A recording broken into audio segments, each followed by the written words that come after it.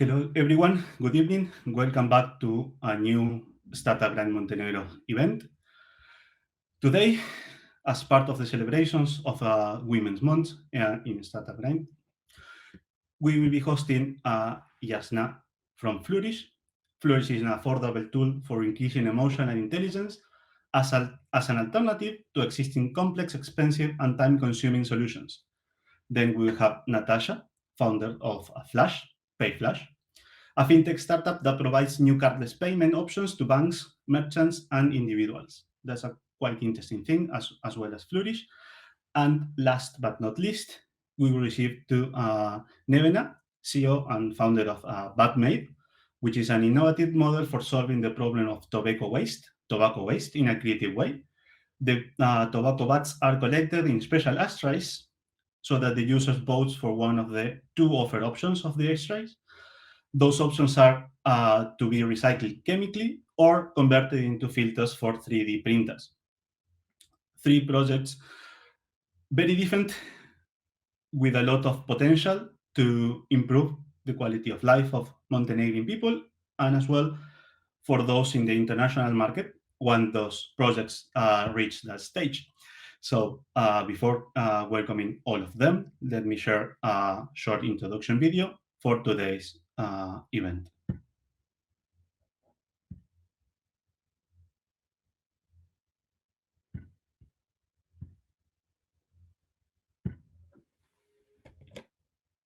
Every year, Startup Grind hosts our SG Women's Month, proudly recognizing the successful accomplishments of women leaders all over the world. These women are founders, venture capitalists, engineers, executives, educators, and more, who represent our community globally. This month, SG Women's Month is proudly presented by Silicon Valley Bank and Comcast NBC Universal Lit Labs.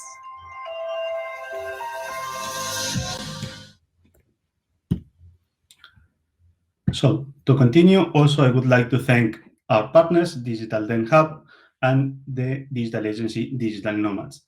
Please welcome all our ladies today so we can actually begin. Hello. Hello, everyone. Let me see how they are connecting.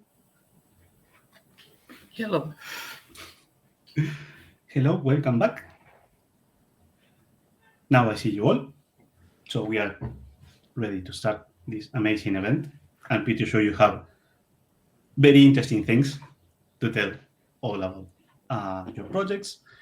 So please, Jasna, would you like to introduce a little bit of yourself, how you get to start with Flourish, what is it doing, and why, especially why are you doing this? Actually, I'm in ICT world for more than 20 years.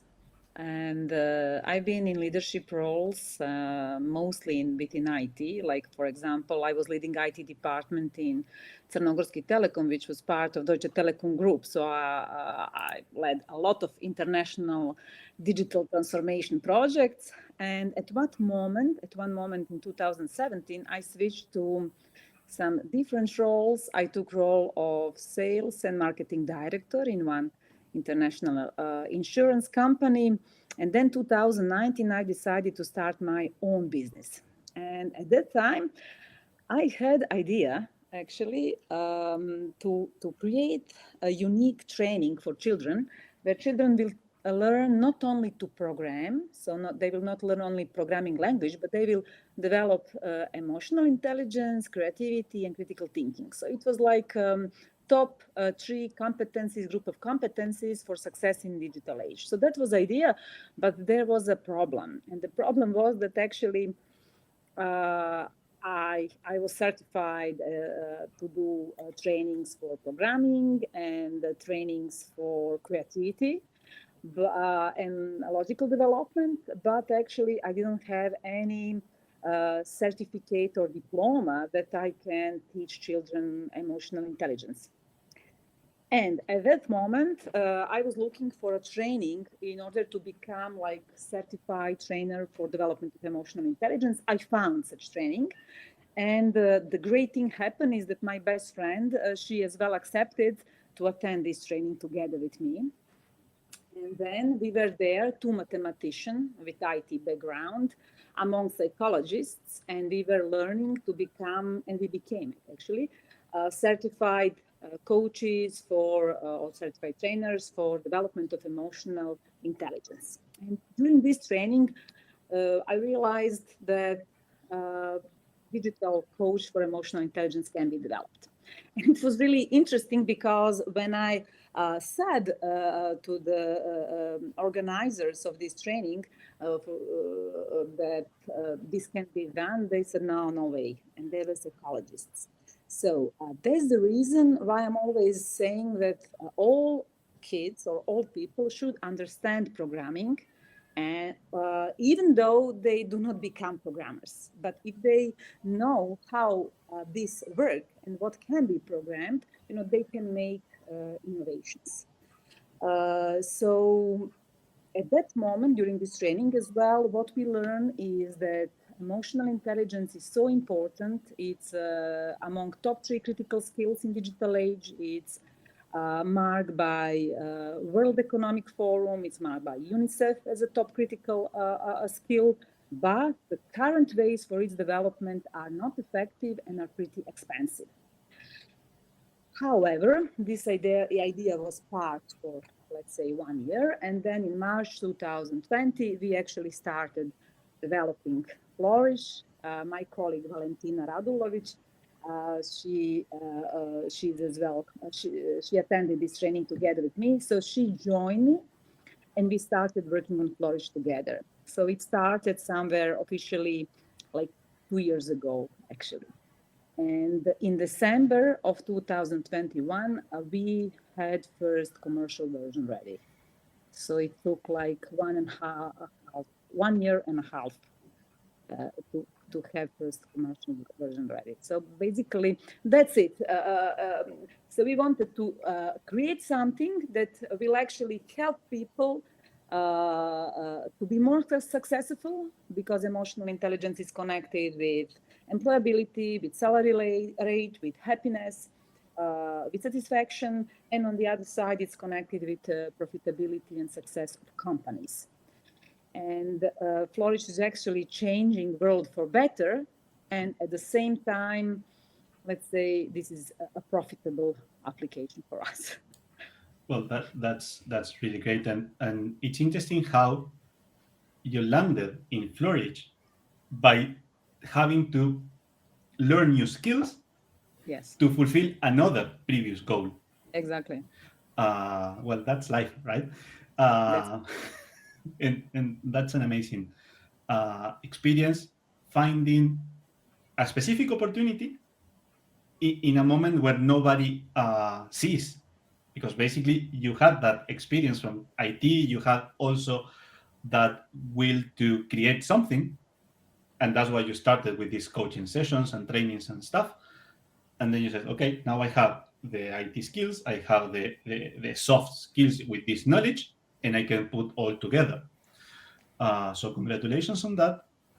I'm sure you have a lot of things to tell us about coming along, but congratulations again, and I'm sure it will be super successful. Uh, Natasha, would you like to proceed? Yes, yes. I really believe that some important moments in our lives determinates us and our path. And what took me to this moment? I really think that that's something that led me. Foundation for this is that moment when my father bought me my first computer, and it was in 1988. Nowadays it is often we have computers, mobile phones, which are the computers, and in that days that is not so often, and that thing and book that came with that computer, which is interesting. That computer was produced by some of local Montenegrin company, Miss Montex Electronics from Berane, and that was Misedo 85, and programming language was Color Basic. I think that it is very interesting because we then in 1988 had that company.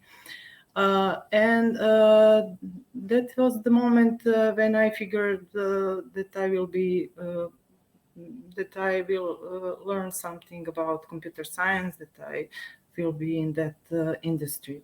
And from that point, when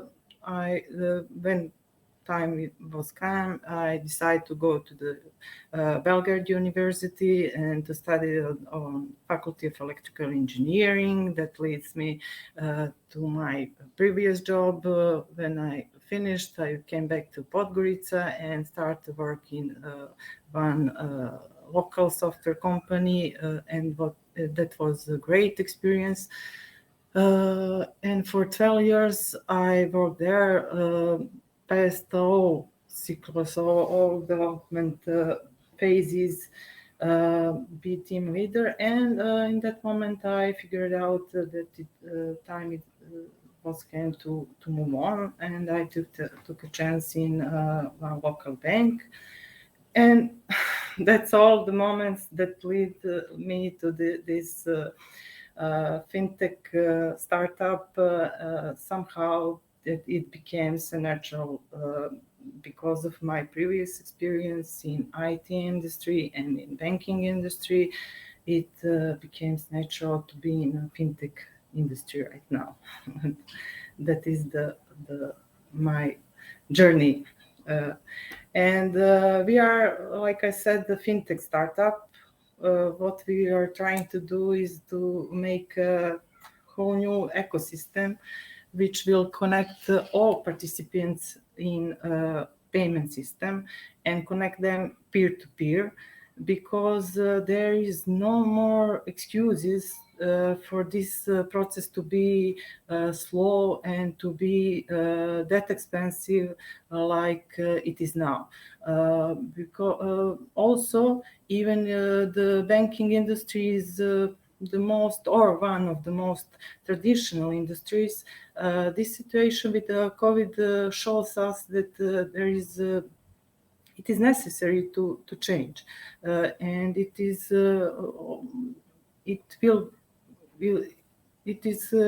happening.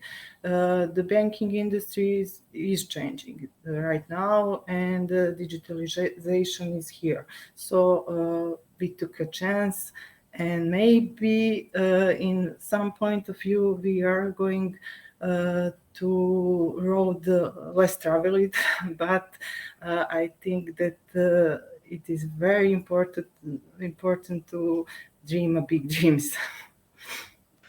Well, I'm happy with many things you said, and we share a little thing in common, is that I also started in 1988 with my first computer, and I feel so related to this natural path of being related to technology, electronics, and telecommunications technician as well. Then I moved to the business science at university, but my life was tied to the programming thing. I'm developing digital tools and things. I worked a lot of years for the advertising industry, and in the last 10 years working more on the startup side, by my nature of creating things or solving problems. And what you said about the banks, it's interesting because even when the moment of catch up with the digitalization trend, I think that it's not fast enough. I mean, they had this big chance of the pandemics to full throttle with this, and nothing happened. And an opportunity that the opportunity that you are taking to change this, or to help them, or to help everyone here to be more efficient, to be more cost effective with our banking system. I'm not going to say that it's innovative. I would say that it's revolutionary for what I've seen here.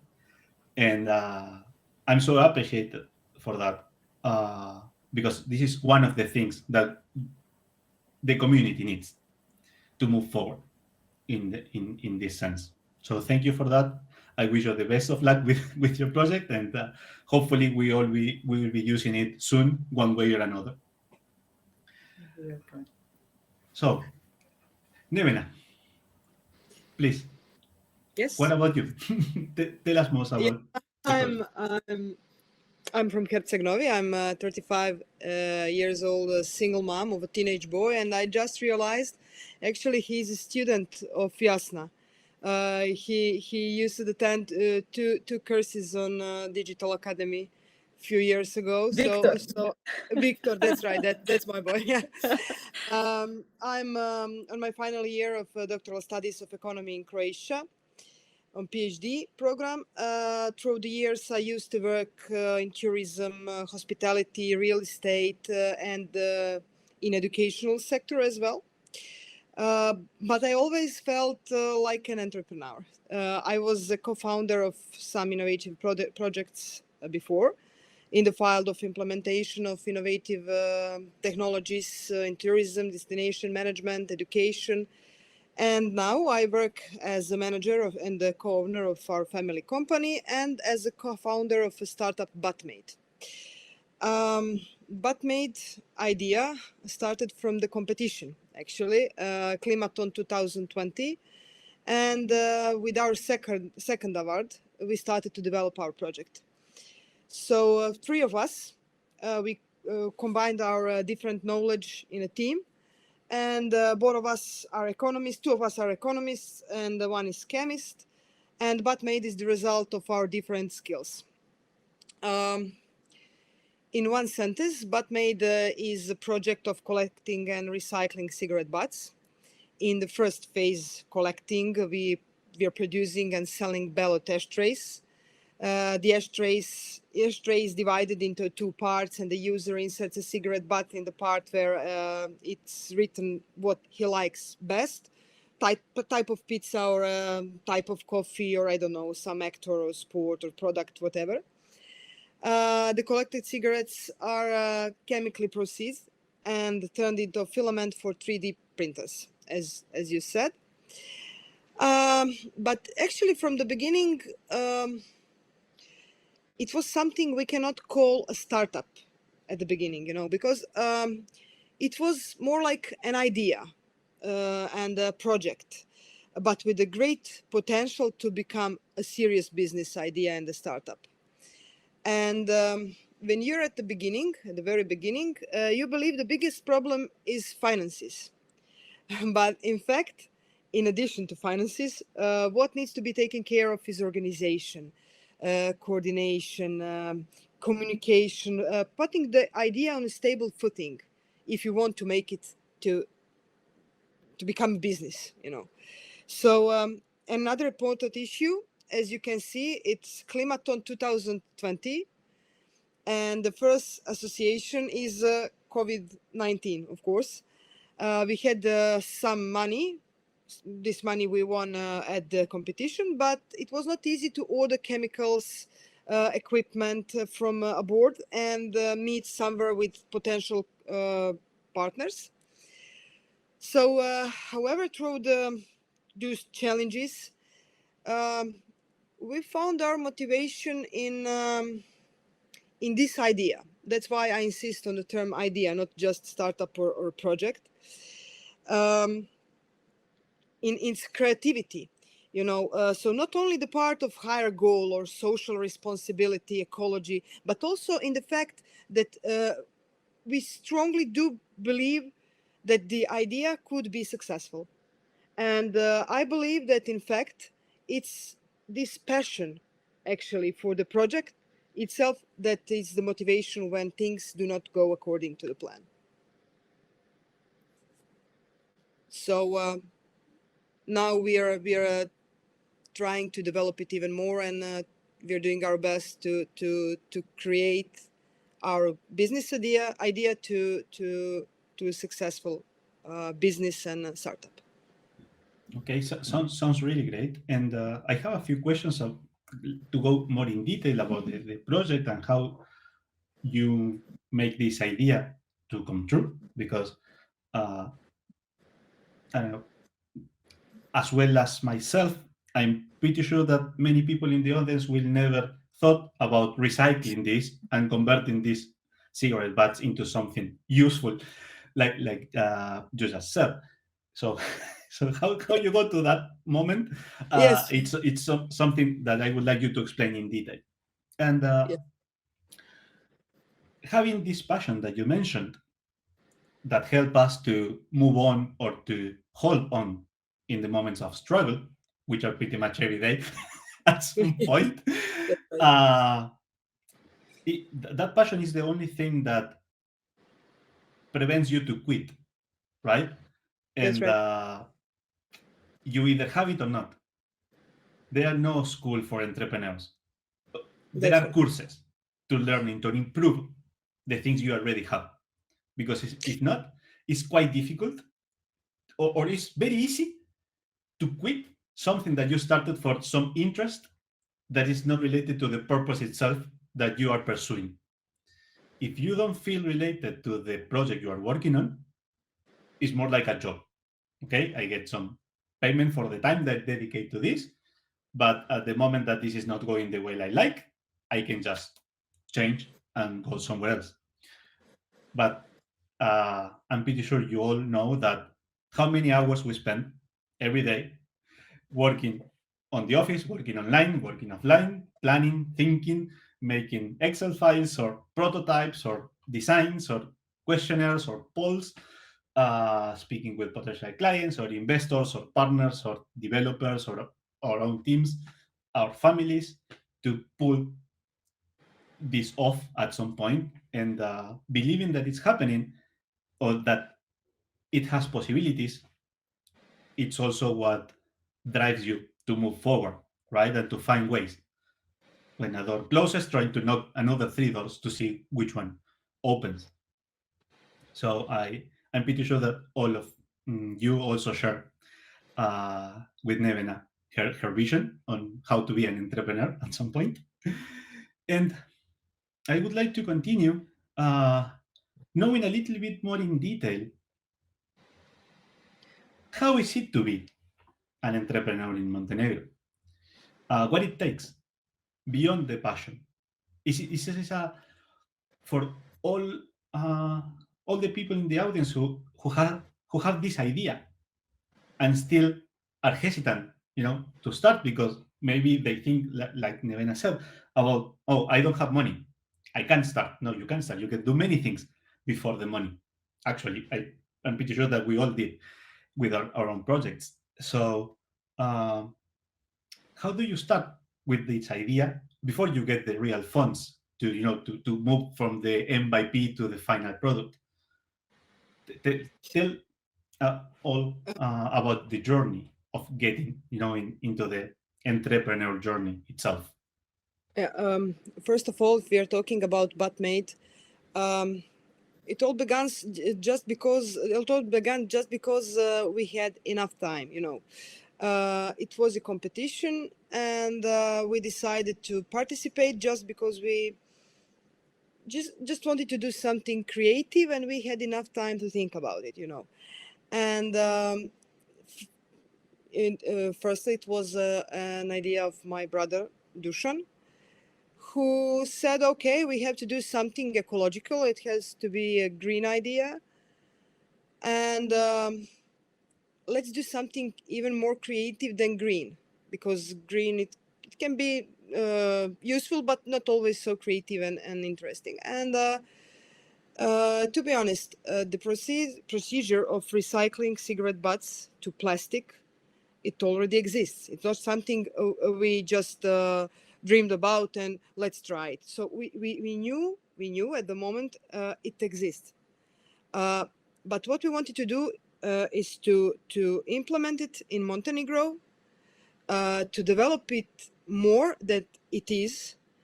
And the final part of it actually is developing a chemical process, more better than it used to be in a previous project. So that's what we actually did. It is our idea to implement it in Montenegro.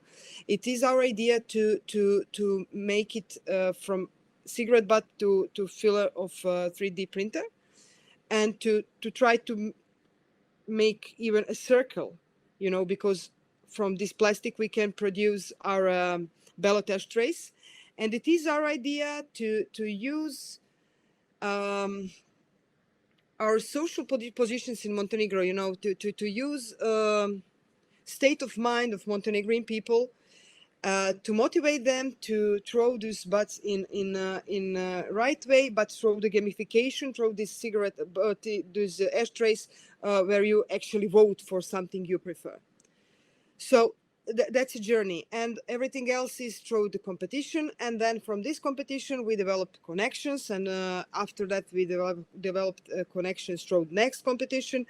And we actually, that's why I said it's very important to make a communication, to have connections between people who have this entrepreneurial mind. Because you said you cannot go to school to become an entrepreneur, but you can have some kind of course. But on this course, what they do, actually they're just doing their best to motivate you, to encourage you. But if you don't have it in yourself, there is no curse, there is no motivation, there is no any possibility to anyone to encourage you in any way if you don't have this way in yourself, you know.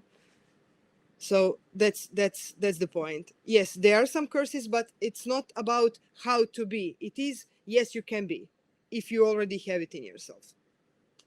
Completely agree. What about you, Jasna? Actually, I have to say that maybe because I'm almost 10 years older than you, Nevena. And I started, when we started, Valentina and myself, when we started with Flourish, I recall that at this May of 2020, we got support from Boost Me Up. It is local accelerator actually for startup community. And we were the oldest. But I would say that what helped us in that moment, because helped us that we had a huge experience, business experience, and we were pretty cautious, and we were going step by step. What I mean by that? So it's like you have idea in which you really, really believe, but at the same time, we were ready to do to validate our business idea, which we did like with more than 600 people. We validated our idea. Then we built a prototype. So I'm speaking now about a path prior investing any money except our time. And that's something that we had. We had that, and we could invest that. So we built prototype in Figma, and this prototype was simulation of Flourish actually. And then we did testing with help of Technopolis. It was huge help at that time because they organized like 50 people to test Flourish prototype, and we got feedbacks from them. And then we confirmed and validated that firstly, our idea was okay, and then that our prototype is answer to the problem that we realized. And then actually we decided to invest more and to really go, and we knew at that moment that we will build Flourish and that it will be successful. But the thing is, when we speak about being entrepreneur in Montenegro, I would say that being a startup owner is even harder.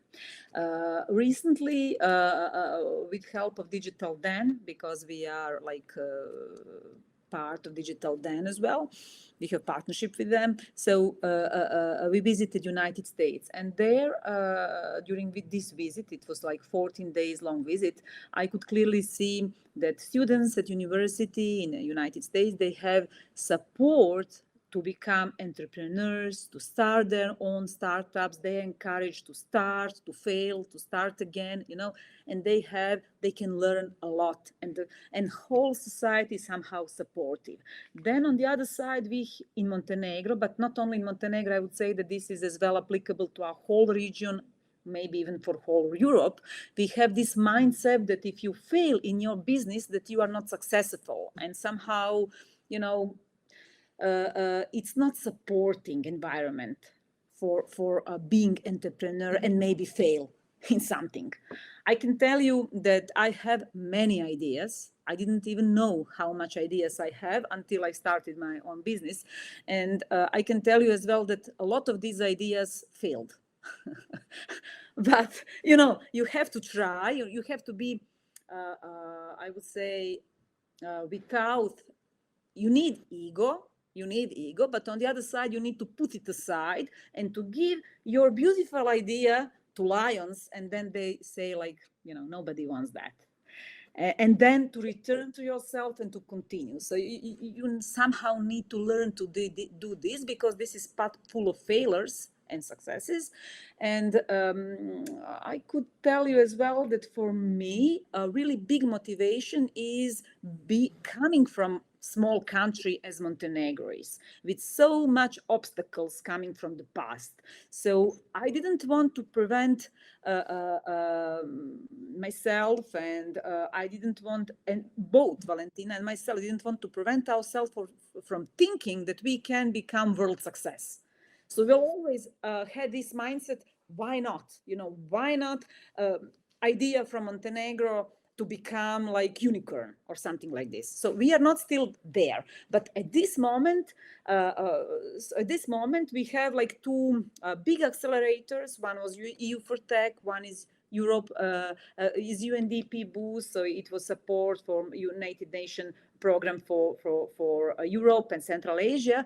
And I can tell you that at this moment we have Flourish used by students at Denver University. And at the same time, from next week, we will have students from Belgrade University using Flourish. So there are actually no boundaries if, as Nevena said, you first remove these boundaries from your head. So you need to believe in yourself. But I would add, maybe this is because of my years and responsibility, because I have 3 children, I cannot risk my whole my apartments and everything. I need to be a little cautious.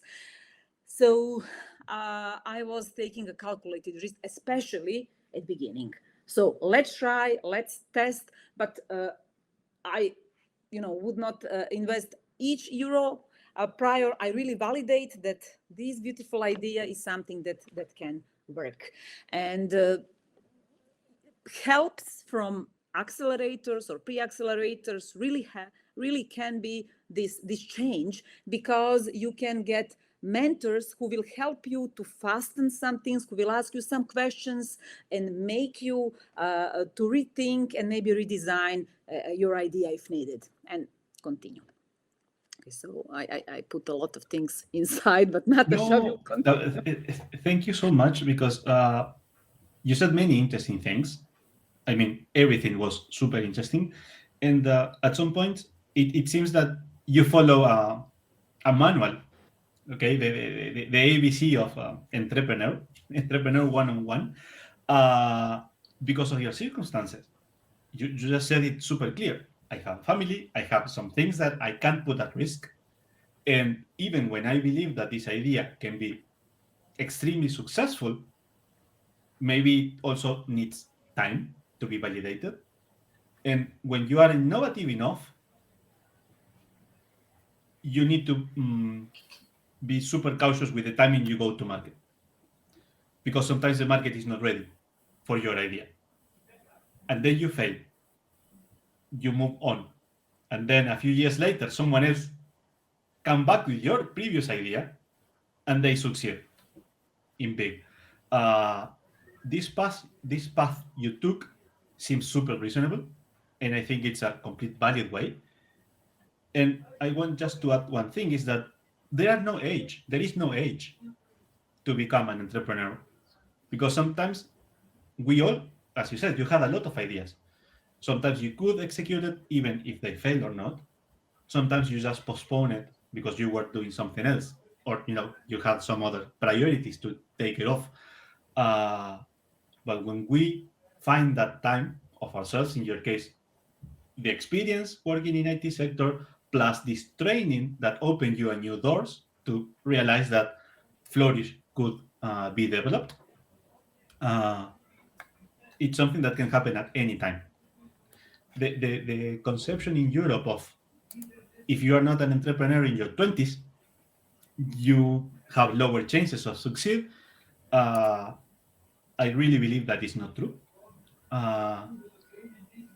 But also, I believe that there is a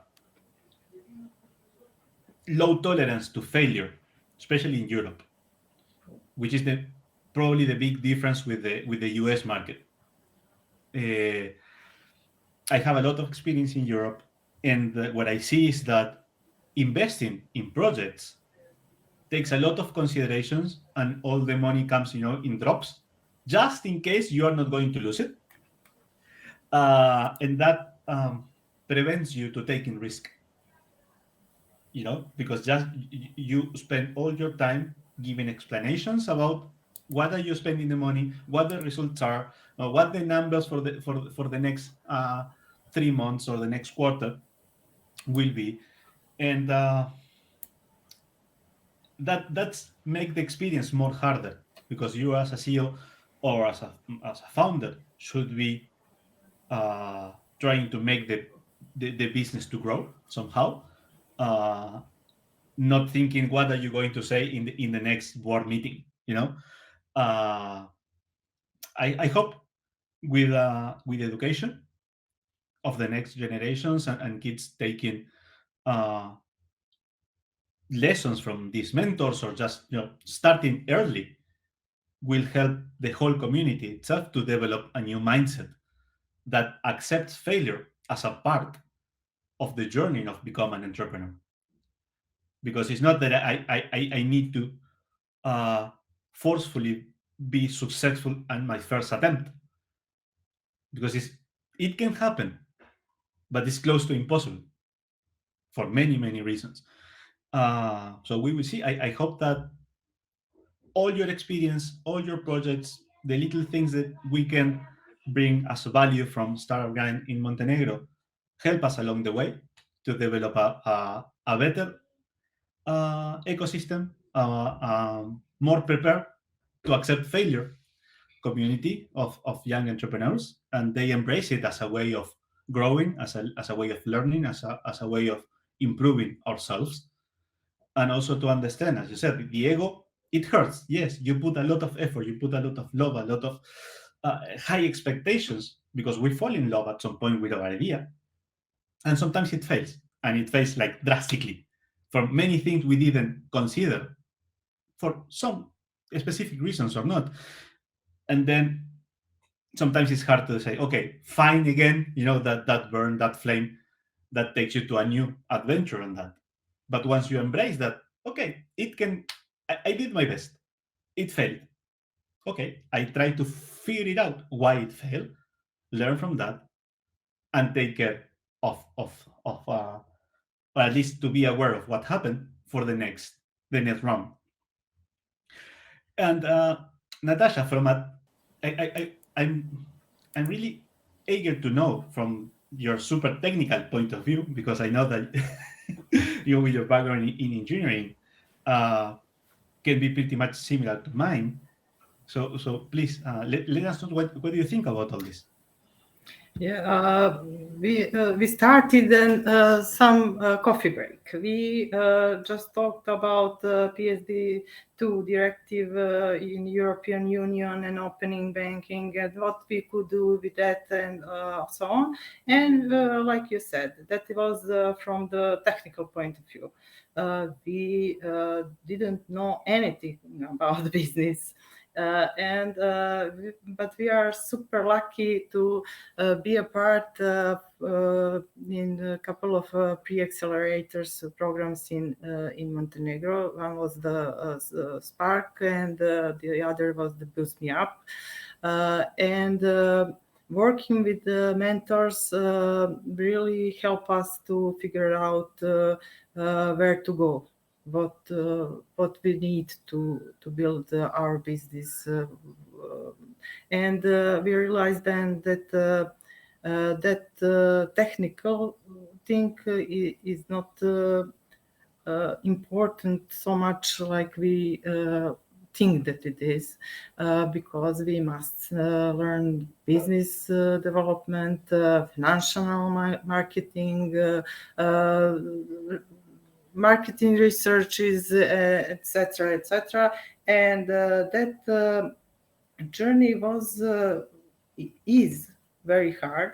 But also it's great because many things we learn through that journey, and really set our minds on different way. And you asked us what drive us to keep doing that. I think that it is the thing that on the beginning you don't invest your money, but you invest yourself in that project. You invest your time, you invest your knowledge, and it's really hard to abandon it. And you keep going and keep going, and there is a lot of ups and downs. But because of that, the journey is really beautiful.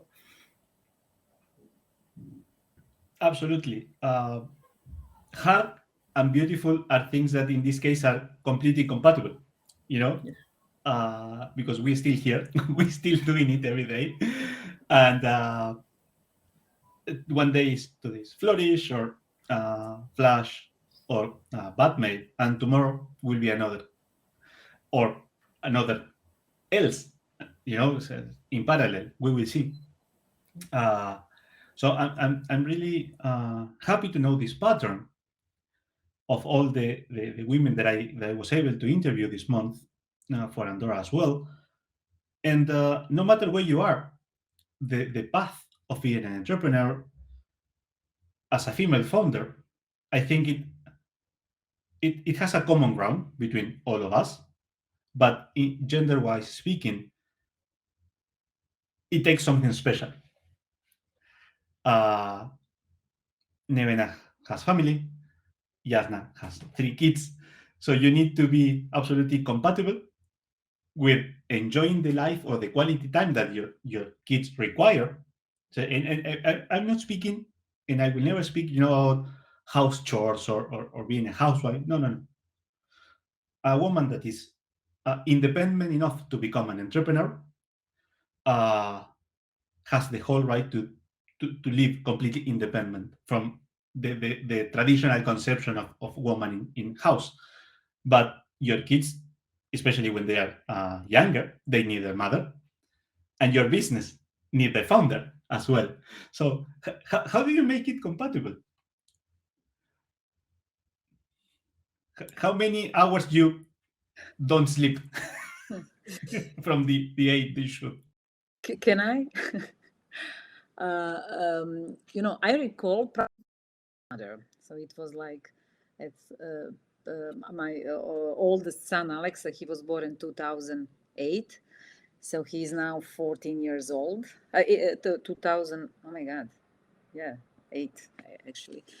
Okay, years are passing so fast. Yeah, definitely.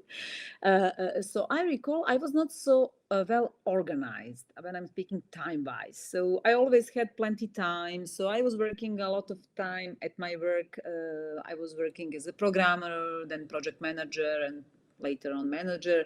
So I was working a lot of overtime work. I recall very well. And it was because I was not making prioritization of my tasks, and I was not very well with my time management. So I would say that what helped me really is when my kids came. So after my second son was that he had like 4 months when I completed and defended my master thesis. So I suddenly had a lot of time.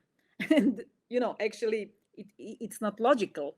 They demand time from themselves. I was breastfeeding my kids. So, it is simply, there were a lot of duties about them, but somehow I learned to appreciate and to better use my time. And that's the case even now. So currently I'm CEO of 2 companies and I'm co-founder in the third one. And Flourish, which is still bringing, let's say, lowest quantity of money if we are speaking about financial. So it's still not profitable yet. It will be, but it needs time. It requires most of my time. So I'm spending like, I don't know how many hours because I don't count. I enjoy this. As Nataša said, you are into this, you invested yourself, and I'm not looking into this time that I'm spending with Flourish like a time. I don't know. This is part of my life, and that's it. And I'm constantly to balance in a way to be still a mother to my children, because they need a parent who is present. And we are not talking here about cooking and these things. We are talking about being present, so we can cook together or whatever, but children need a parent who gives full attention. And I have sometimes issues with that. So things are not ideal. Sometimes I'm fully like, there is some email that I need to urgently write, and it might change some things, and then they are asking for attention. And it's not always easy to find this balance, but that's life. Well, well said. Well said. I can add that Flourish is like your new baby right now at some point, Exactly. work-wise. Exactly. And well, it's true. And you certainly prove that it's possible. Because when it comes part of your life, it's not that going to the office 9 to 5, being exhausted for the normal routine of working for someone else. Now you can allocate some time and organize your priorities and allocate the time needed for everything. Yet the day has only 24 hours. We need to rest. We need to live at some point. And even when our startups are those new babies, we need to take care of ourselves. But there is no excuse. I have a son or 2 or 3. You are an amazing example of that. And Nevena, how you do it?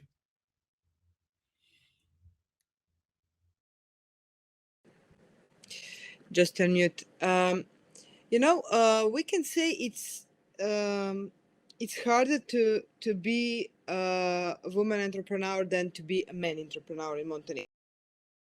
In some way, if a woman talks about her success in her career and business, there is always this additional question.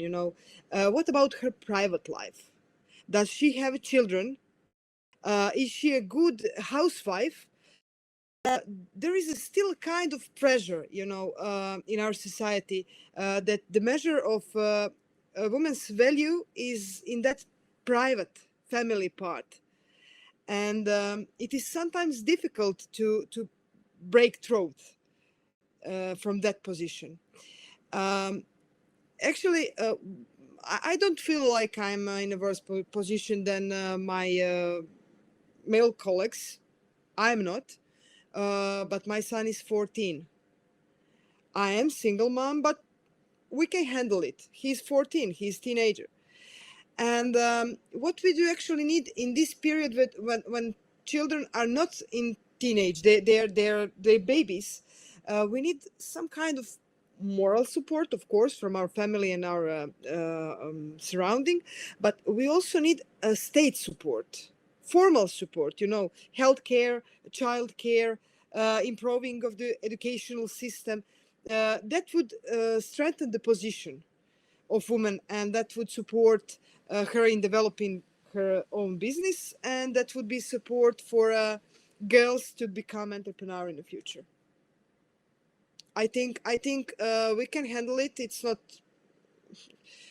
not so complicated, we just need a kind of organized society. That's all. Because yes, we have this kind of pressure.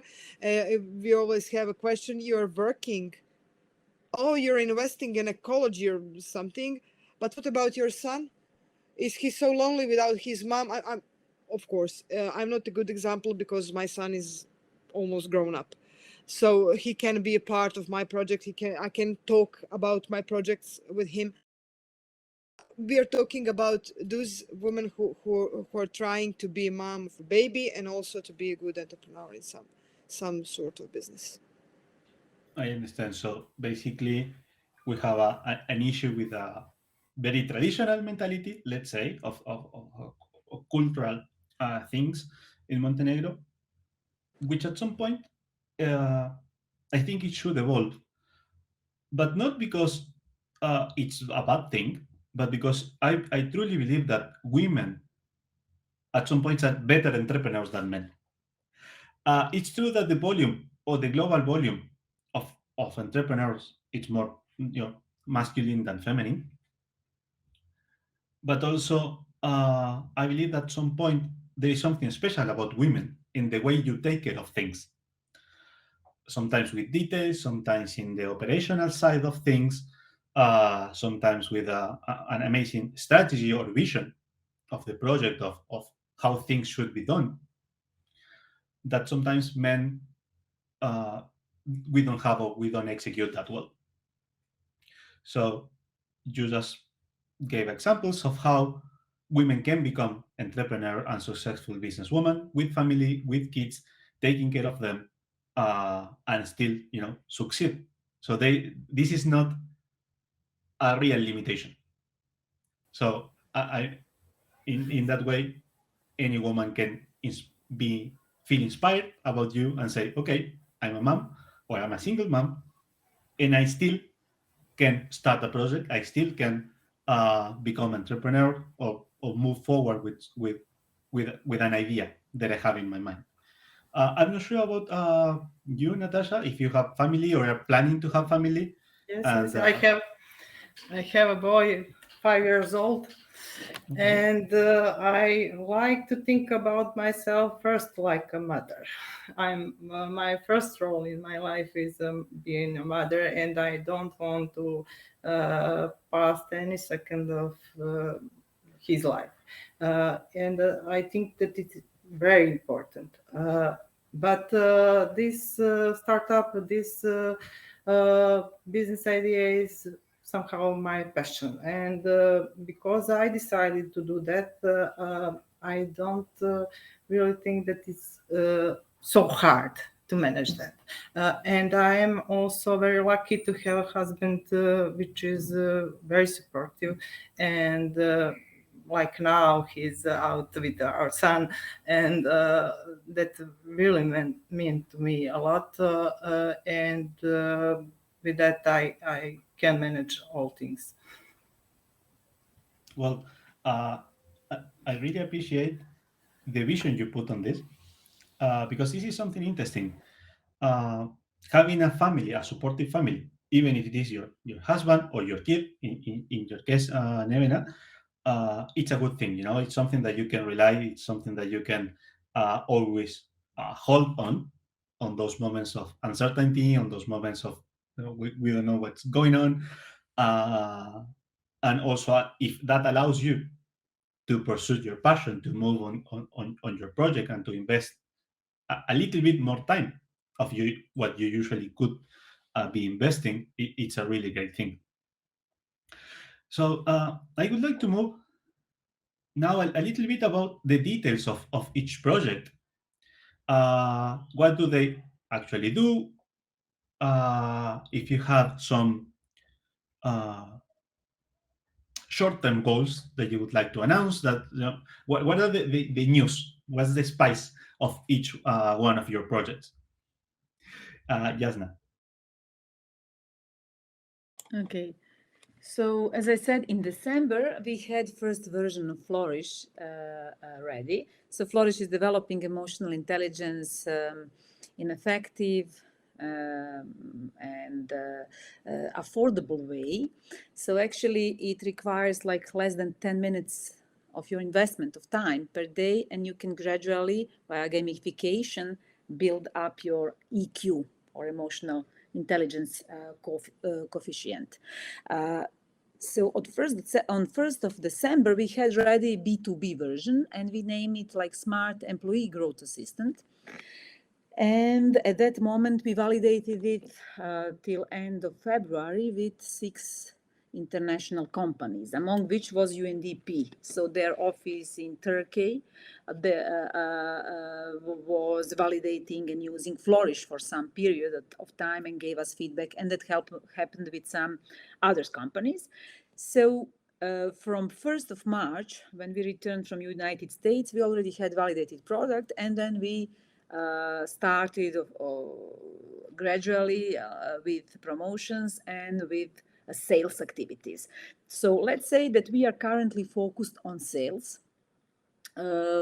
It's B2B sales is quite a bit different than B2C, because on B2C you can much easier, let's say, test the market and get first clients or learn who is your target group. But when we speak about B2B, somehow you need a lot of work until door of these companies is open to you. So we are going step by step.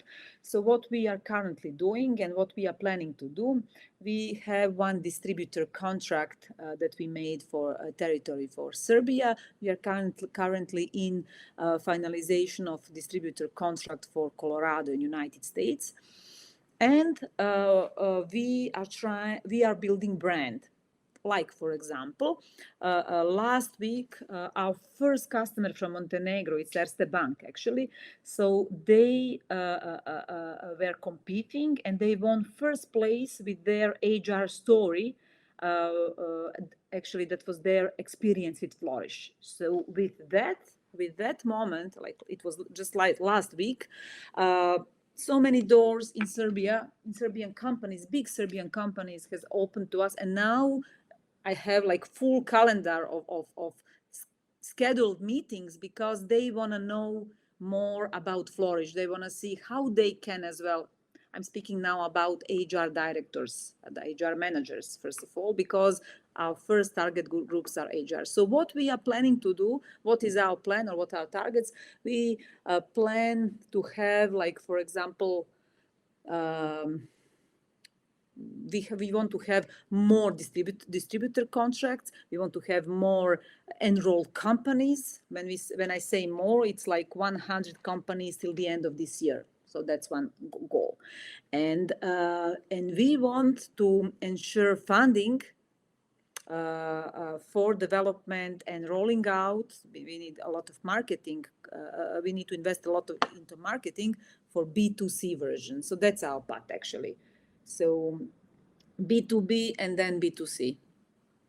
Okay, that's great. And I think this you had a first success story to tell that actually opened you, or is opening those doors that you just mentioned. And I have two questions. Is it possible to customize the goals that you want your employees, let's say, to achieve at some point in a personalized way? For example, if I have an employee that it takes a position of being in contact with public service or customer service, but it's kind of an introvert, but has a lot of potential. When he feels comfortable with the customer, he can become an extrovert temporarily.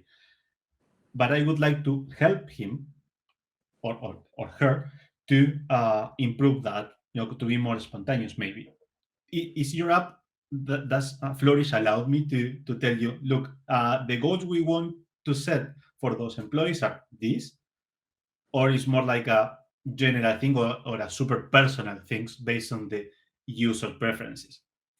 Actually, the, let's say, managers or HR department or whoever is admin can affect the path of this learning curve, but not on the way that he set up this in the app, because the app works in a way that it measures initial level of emotional intelligence and then makes personalized development plan, which gradually improves like 22 competencies of emotional intelligence, improving overall as well. And the exercises and games that are within are usually affecting not only one competence, but more of them. So it's an integral way. But still, the management has access to portal through which can track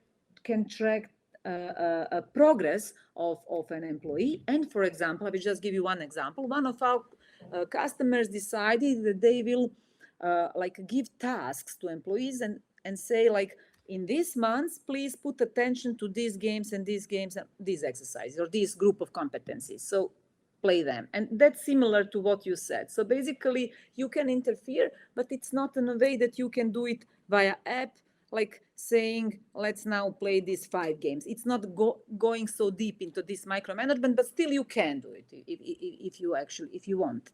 What we learned that there are like different approaches. So there are companies who want to be more involved and they want more to push their employees towards certain targets.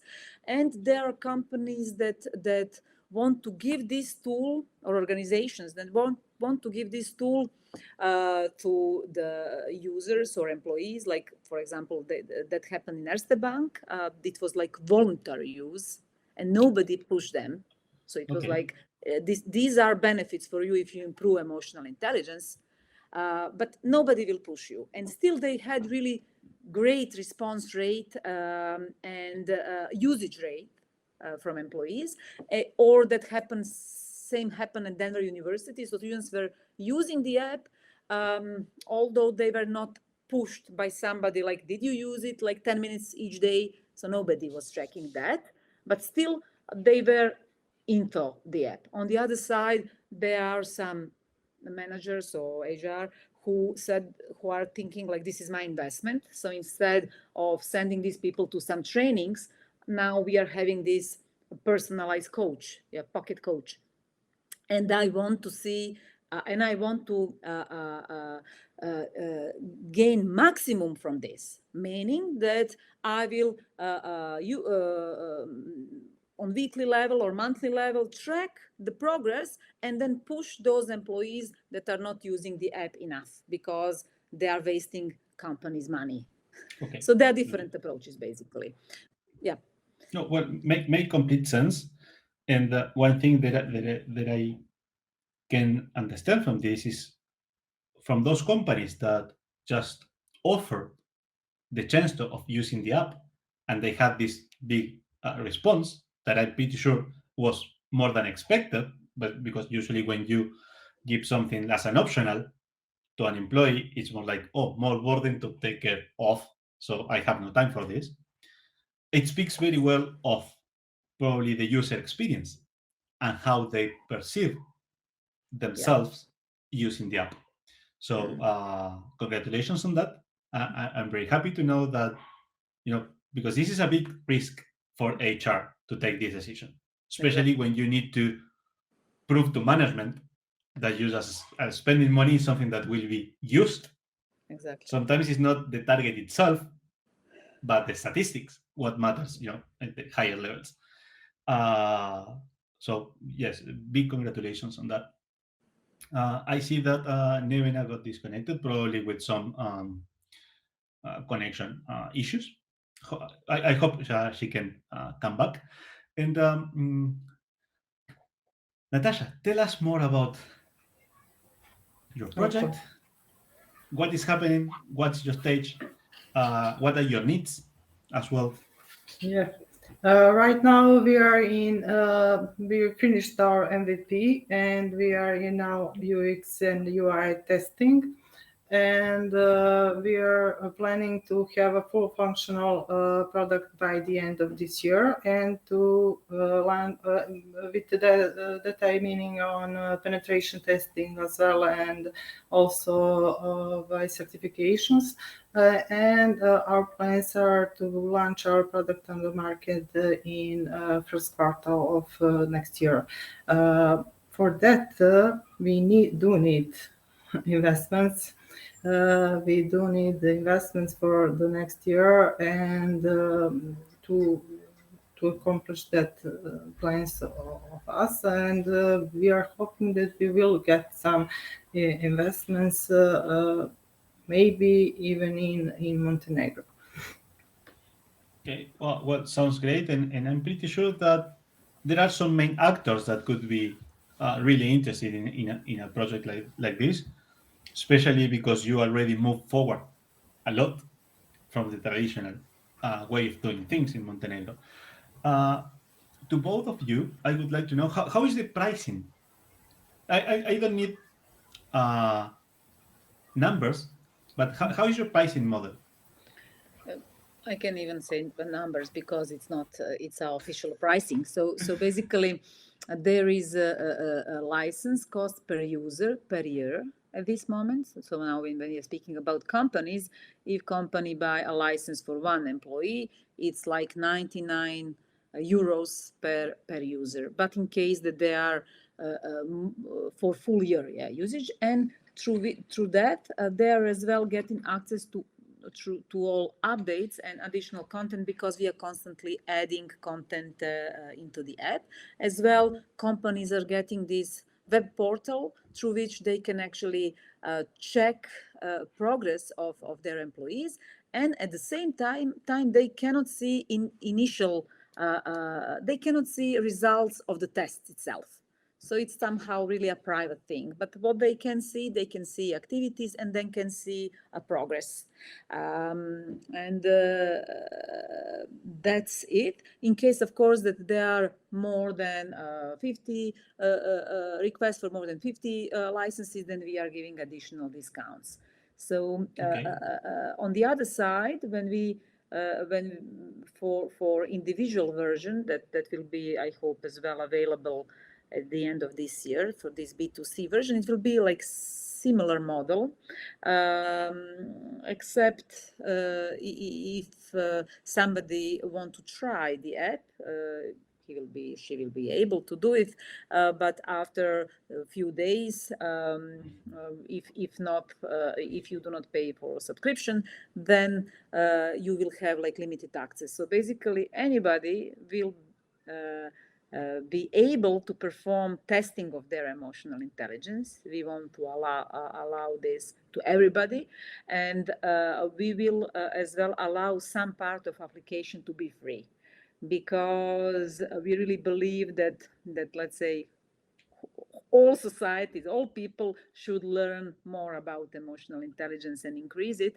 And if you, of course, pay subscription, then you will be then exercises, these games that are within, will be available for you. But basically, you can test yourself, learn about your emotional intelligence, and you can learn about each competencies even without paying subscription. So it's like some kind of freemium model. Okay, sounds about right. And it's pretty much the best way to acquire new users, to give them the experience, and then when they see that they have some results, they will ask you for more. And based on the studies and all the previous work you already made, very consciously, as I can see, and I'm pretty happy about that. What is the lifespan of a user for this kind of app? When do you feel that you are already emotional intelligence developed, let's say? So so is it something that I can use for years, let's say, that I will be finding something to improve all the time? Yeah. So one of my friends, he said, because he was using it for quite some time, I would say that he was among first users, so he was using it like more than 6 months at the moment when we spoke. Basically, he said this is like Duolingo, but for emotional intelligence, something like this. Okay. Because when we are speaking about this application, we were investigating a lot. And people get bored with applications. So we have a situation that after 3 months, I'm not now speaking about Flourish, but in general, that after 3 months, a lot of people give up from applications, even if they are seeing benefits. So because they are bored, they want something else or whatever, or they are not, let's say, how to say this? They are not committed. Yeah, they are not committed enough. Okay. But the good thing is that after 3 months, according to psychologists who are as well helping us to develop the content and to test the validity of the app, so after 3 months, you can again measure your emotional intelligence coefficient, and you can see the progress. So let's say that 3 months are really a minimum prior which we can speak about retesting that can be valid.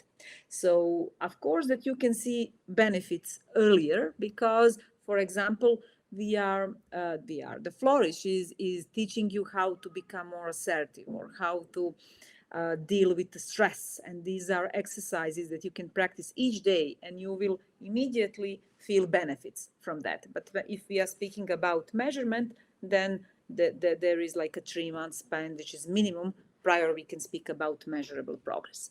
However, what is recommended is that you use this app in some kind of continuity, meaning like at least 6 months, and it would be great if you could do it for a year. And if we are speaking about next year's, it should be like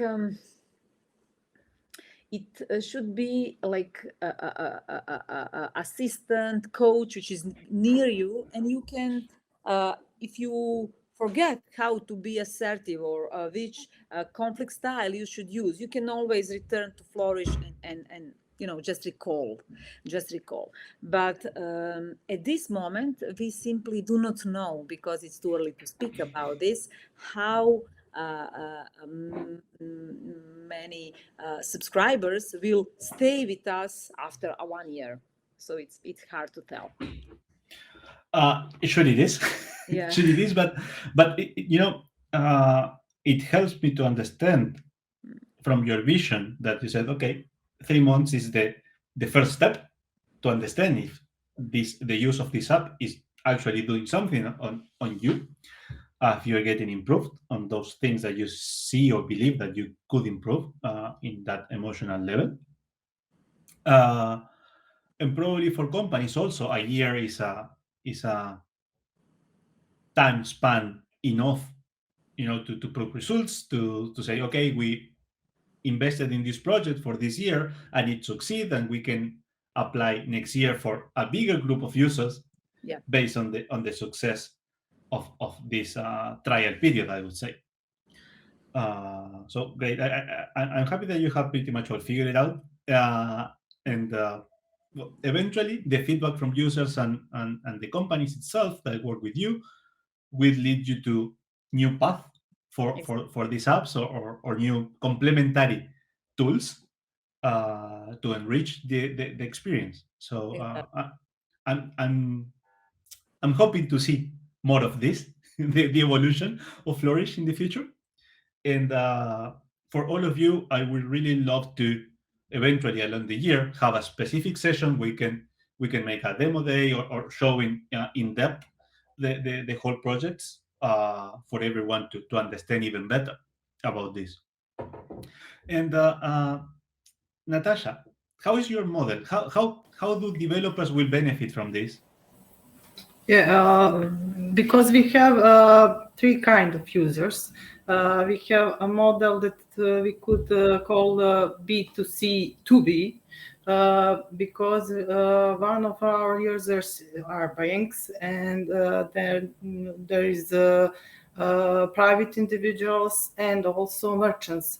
So our business model is revenue share with the banks, then registration fee for clients and merchants, and also monthly fee for merchants for the loyalty program. And that's it. That's our business model. Okay, so it's pretty straightforward.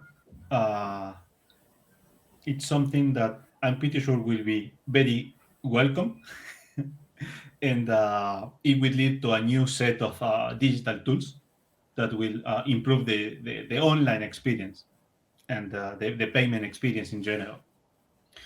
I hope so. Nevena, we were talking about how what is the business model we have with each project, how we think that we can make money at some point.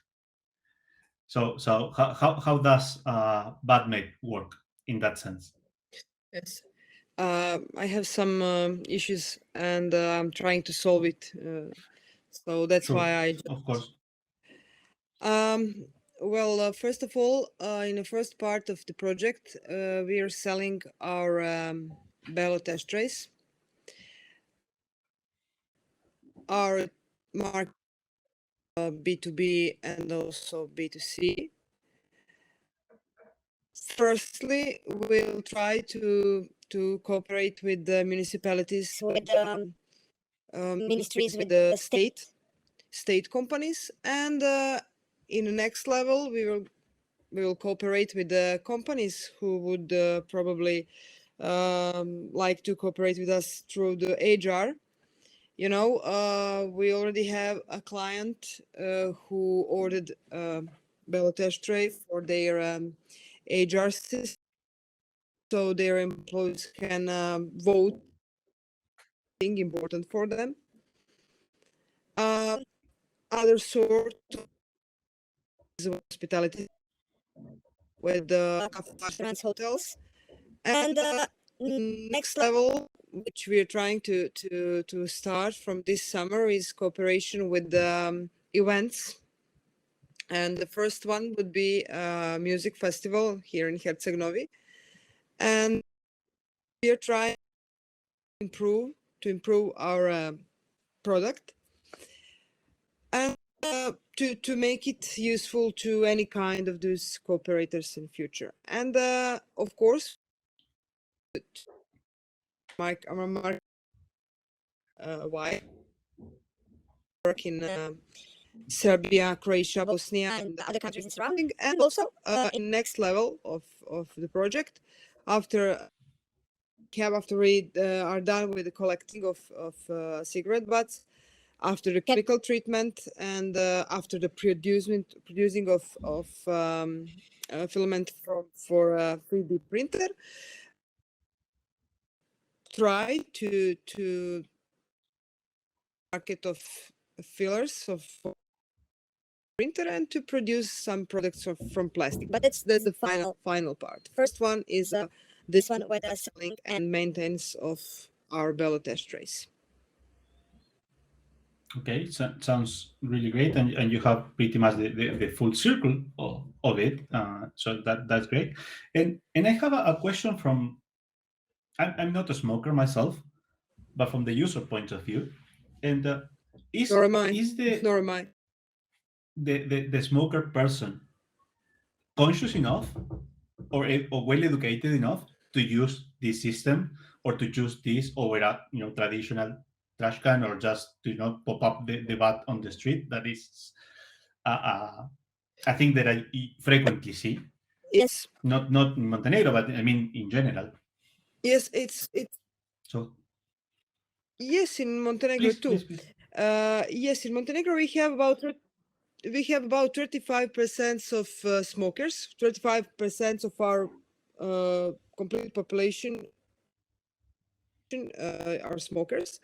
So enough job to do, and part of our project is to educate. Our project is to explain it should be done. It's a part of the project to educate, to inform, to motivate.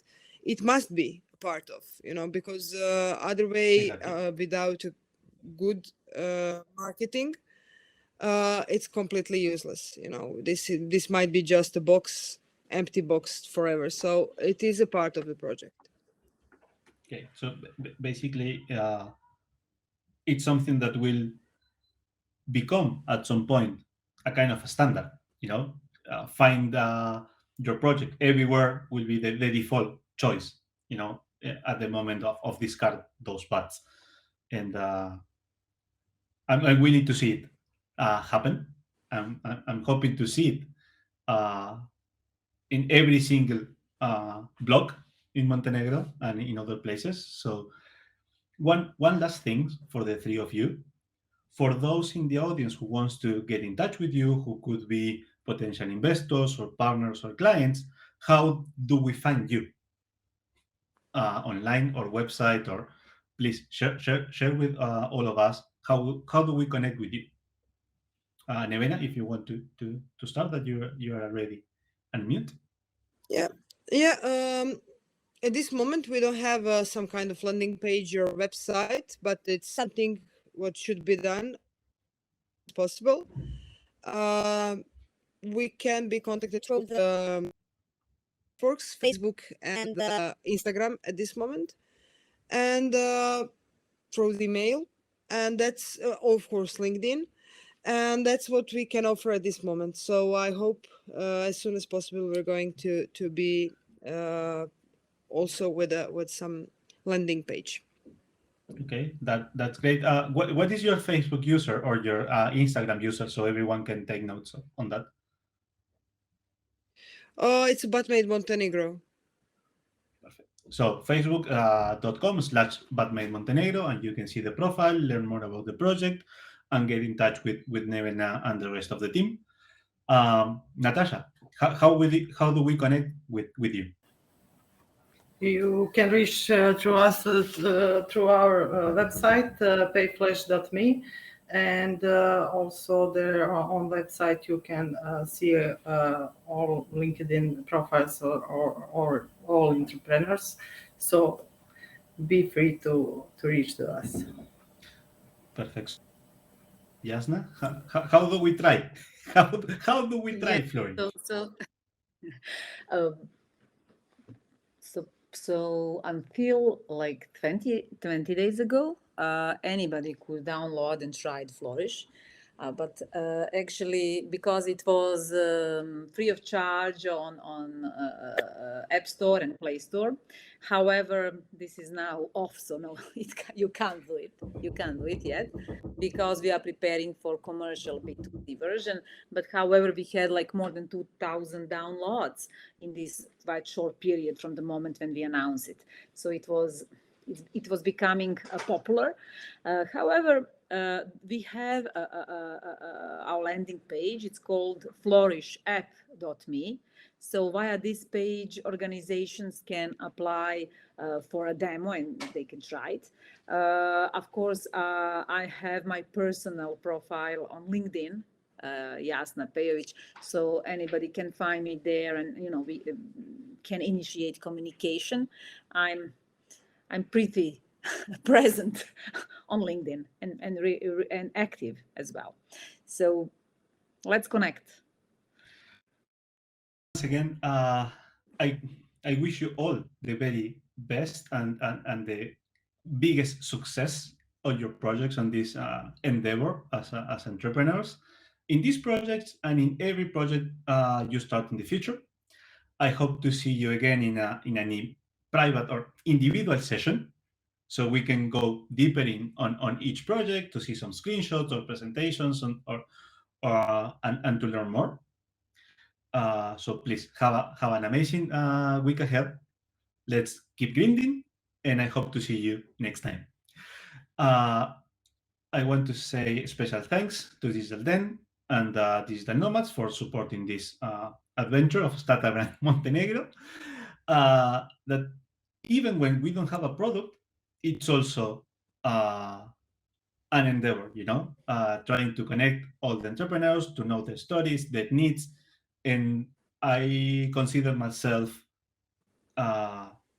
blessed at some point for having this opportunity to meet all of you, your project, to know more about the ecosystem, and to try to connect each other, bring opportunities, and help the country at some point, all the entrepreneurs in the country to succeed,